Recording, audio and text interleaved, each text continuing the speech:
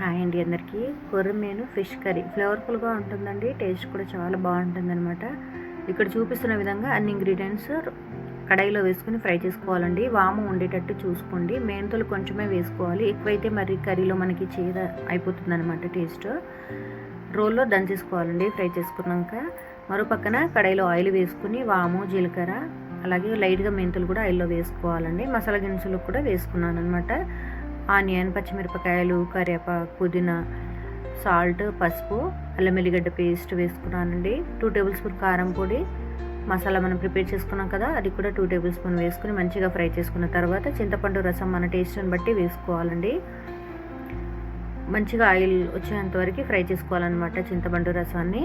అందులో మనం ఇప్పుడు ఫిష్ ముక్కలు వేసుకొని ఈ విధంగా ఒక 2 నిమిషాలు మనం ఆయిల్లో ఫ్రై చేసుకోవాలండి. ముక్కలకి మసాలా మంచిగా పడుతుందన్నమాట.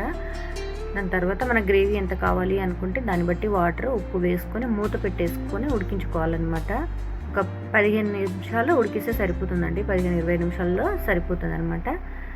ఉడికిన తర్వాత మనం స్టవ్ ఆఫ్ చేసి పైనుంచి కొత్తిమీర, పచ్చిమిరపకాయలు వేసుకున్నానండి. ఎంతో టేస్టీగా కర్రీ రెడీ అయిపోయింది. చాలా బాగుంటుందండి. మీరు ఇప్పుడు ఇంట్లో ట్రై చేయండి.